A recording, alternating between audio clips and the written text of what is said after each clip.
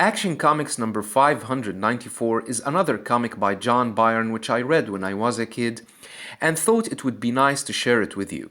This comic was engraved in my mind because it was the first time I saw Superman beaten, and that almost brought me into tears, because back then Superman was my most favorite superhero and was the one who introduced me into the comics universe.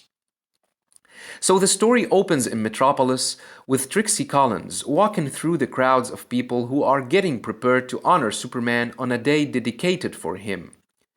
But she suddenly saw a sign from Booster Gold bearing Superman's symbol with a line through it, and it says, "We do not need another hero."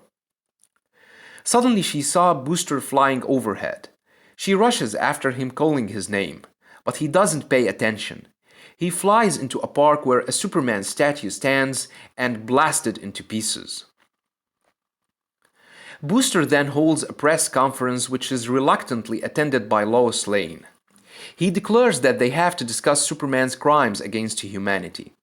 He recalls when Superman invaded the alien planet Kurak weeks ago. Lois calls Booster out and tells him that Superman acts out of altruism, while Booster sells his services.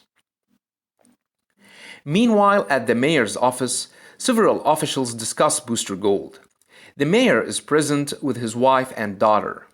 Booster arrives shortly after, and the mayor rebukes him and questions his reasoning behind his recent attacks on Superman. Booster says that he believes that Superman is a menace. He then blasts the wall to make access and flies away with the mayor's daughter. They land on a rooftop, where Booster begins hurting her, so she will scream loud enough for Superman to hear. Superman, who was delivering a speech, hears her screams and rushes off in their direction. Booster went too far in hurting the young woman, who calls him a brute. Superman arrives and tosses him away. He helps her up, but Booster knocks him away into another building. Superman states that he felt the punch and that Booster must have gained some power. They fly at each other with Superman punching Booster away, saying that he has to finish this before anyone really gets hurt.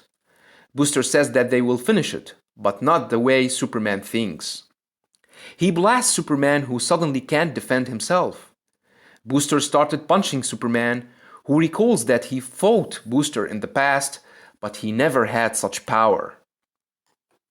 The punishment continues until Booster destroys Superman, with the crowds gathering to witness their icon severely beaten on his honoring day. You can't imagine how sad I was when I saw this panel for the first time as a kid. Suddenly, a voice calls out, and another Booster Gold flies in, calling the other one an imposter. The story continues in Booster Gold number 23, which was not written and penciled by John Byrne. The book opens where we left Superman at the mercy of Booster Gold, with another booster appearing from nowhere.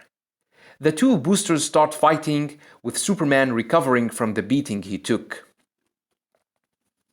Superman uses his X-ray vision to check the Booster Gold, who just arrived, and confirm that he has no broken bones, and since he is not attacking, then he must be the real one. They were both attacked by the other booster, with Superman getting hurt again.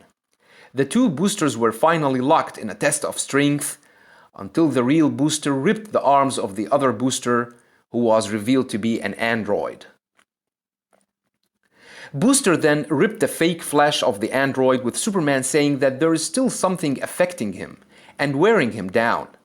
Booster destroys the android with one final punch, and suddenly, the secret behind Superman losing his powers is revealed. It was a small piece of kryptonite hidden inside the android. Lex Luthor was the one who sent the android with the kryptonite stone to destroy Superman. He says that Superman will never assemble the proof to convict him. So that was the first time I saw Superman beaten this way, and actually back then I only had the first part and didn't know what happened later on or who the real booster was until years later when I started collecting comics. I wish Byrne penciled the second part just to be as epic as the first. Hope you liked the video. Don't forget to subscribe, share, and like. Thanks for watching, and have a nice one.